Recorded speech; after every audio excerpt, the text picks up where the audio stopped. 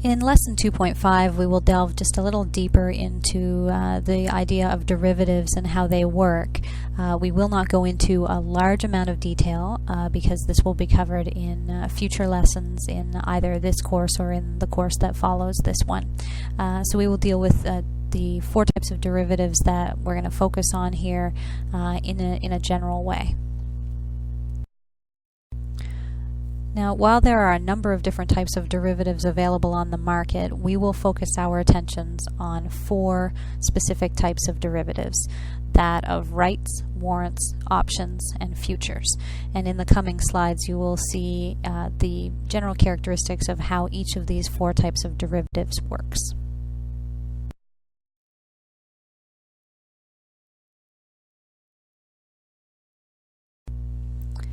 The first type of derivative security that we'll look at is the right. And when we're looking at rights, the first thing that you want to understand is how the right comes into existence and how it ends up in the hands of shareholders. So with a right, the issuing party is a company who has decided that they want to sell new shares on the market, but they want to give their existing shareholders a little added benefit. So what they do is they give a certain number of rights to every shareholder that currently holds shares of theirs. This way, if the shareholder wants to maintain the same proportionate interest that they have in the company, let's say they own 5% of the existing shares that are out in the market for this company, and they want to continue to hold 5%, then they can just exercise their rights to buy more shares, and they'll maintain that proportionate interest. So a right entitles the holder to purchase shares of a new issue at a subscription price that is set lower than market value. So if the shares are currently, common shares of the company are currently selling on the market for $15 a share, the company may issue rights to the shareholders that will allow them to buy a share at $13 a share. In this way, they're giving the current shareholders a little bit of an added benefit as a result of being shareholders. The way that a rights offering works is that usually there are a certain number of rights required plus a dollar amount to purchase one new share. So it might be 3 rights plus $13 will buy you one share. If the investor who is issued the rights, because they are a current shareholder, decides not to keep the rights and exercise them, they can instead trade them with another investor. The rights have a value of their own. They have a short lifespan, usually 3 to 5 months, but during that 3 to 5 months, the holder, whoever they happen to be, of the right has the ability to use the rights plus the stated amount, in our example $13, to purchase one new share of the company. The investor who currently has them and has the rights and doesn't want to buy the new shares, they can sell that right to someone else. And the right has value to someone else because it still gives them the ability, until that 3 or 5 month period is up, to purchase the shares at a lower price than what they're currently selling at on the market. A warrant is another type of derivative security that has some of the same characteristics as a right. One of the characteristics that it has, similar to rights, is that it is also issued by a company. In the brackets on the slide, I have indicated that it's usually as a sweetener. This is because a warrant is often attached to another security that's being issued by the company. Let's say the company is selling an issue of bonds. They may sell the bond and add a warrant sort of as a gift with purchase, if you will. It's a sweetener to the bond issue to make the bond issue a little more attractive. So when the purchaser purchases the bond, they also get a warrant with it. And by holding the warrant, just like with a right, they have the ability to buy common shares of the same company at a certain price before a certain date. Now the difference here is that when the warrants are issued, the price that is attached, the exercise price on the warrant, the price at which the warrant holder can buy the common shares, it is set above current market value, not below the way it is with a right. The reason for this is because warrants have a much longer lifespan, 3 to 5 years as opposed to 3 to 5 months. So there's a lot more time for the underlying security here, the common stock, to increase in value and make the warrant more valuable. So because of this, the price of the exercise price on the warrant is set at a higher price than what the current market price is for the common shares.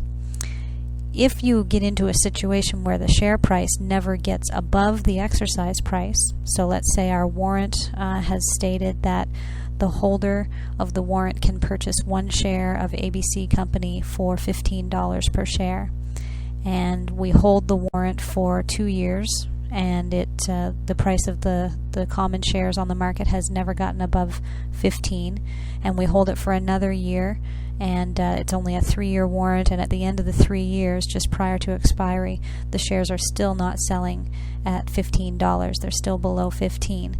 Then as the holder of the warrant, we simply let the warrant expire worthless, because there's no point to our exercising it at that point. We would pay $15 to purchase it using the warrant, where on the market it's selling, the shares are selling for less than 15. So there's no point to exercise it.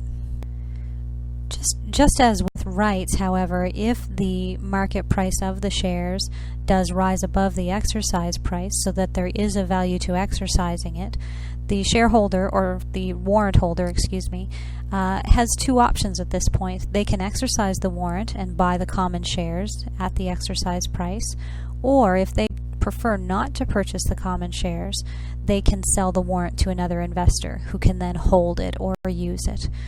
So the warrant itself has trading value, and just like a right, trades on the secondary market between investors. The third type of derivative security is an option, and I've already in one of the previous lessons used an option example, but I'll go into a little bit more detail on what options are and how they come into being. The first thing I want to talk about is the difference between a call and a put option. These are the 2 different types of options that can exist, and a call option gives the holder the right to buy an underlying security for a stated price on or before a stated date. The put option, on the other hand, gives the option holder the right to sell a certain security at a certain price on or before a stated date. Call and put options are different from rights and warrants in one major way, and this is that they are not issued by a company. Rights and warrants are issued by a company to investors. Options, however, originate with individual investors. I, as an investor, can write a call option and sell it to someone else. So the company is not involved at all here. It only involves trading between individual investors on the secondary market. As with any type of derivative security, options are very risky because there's a high degree of leverage involved in them, and they have a short lifespan, usually 3 to 9 months. So because there's a short period of time and there's a high amount of leverage, there's a lot of risk involved. It means that if I buy a call option, and that means I can buy a certain number of shares on or before a certain date at a certain price. So maybe my call option says that I can buy shares of ABC Company for $10 a share by November 2007. That means that what I want to happen is I want the value of shares of ABC Company to go up beyond $10 in the market, because that way I can buy them for 10, I can hold them if I want to, but if I don't want to, I can sell them on the market for more than 10. So if the value of the shares goes up to $15, I use my call option to buy it at $10 a share, and then I take them to the market and sell them for $15 a share, and I make a $5 profit. So this profit is the fact that the price of the option goes up in the same degree that the price of the underlying security changes. That, as I've mentioned before, is the leverage. And when there's a high degree of leverage involved, there's a high degree of risk, and that means that your your potential for gains and your potential for losses is exaggerated. The final type of derivative that we'll talk about is a future. So where options are usually written on financial instruments, usually we talk about options having been written on stock, although they can be written on other things. Futures tend to be written more commonly on commodities, although you can have futures written on financial securities as well. For our purposes, we'll talk about commodities. Commodities would be the type of futures you would have heard about in the financial media. You've heard about wheat futures and grain futures and pork belly futures, things of that nature.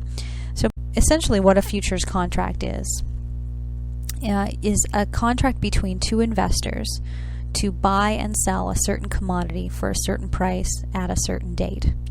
Now the big difference between options and futures is that the holder of the option has the right to buy shares at a certain price on or before a certain date, or sell shares at a certain price on or before a certain date. They have the right to do that, but they don't have to do it. If it's not financially beneficial for them to exercise their right, they don't exercise it. They just let it expire worthless. With futures, however, both of the parties to the future have an obligation to do what they have committed to doing. So you have a long position and a short position to every futures contract. The person who has the long position is committing to buy the commodity at a certain price on a date, and the person who has the short position is going to sell it to the long position holder at a certain price on that date. So they both have the obligation to act. They've entered into a contract and they must fulfill it. With the option contract, the holder has the right to exercise, and if they choose to, then the other person holding the other end of that option contract is committed to fulfill it. But if the option holder chooses not to exercise their option, they don't have to. So with a futures contract, we're dealing with the long position would be, you could take a long position in wheat that said you were going to buy 100 bushels of wheat at $40 a bushel on April 13th, 2007.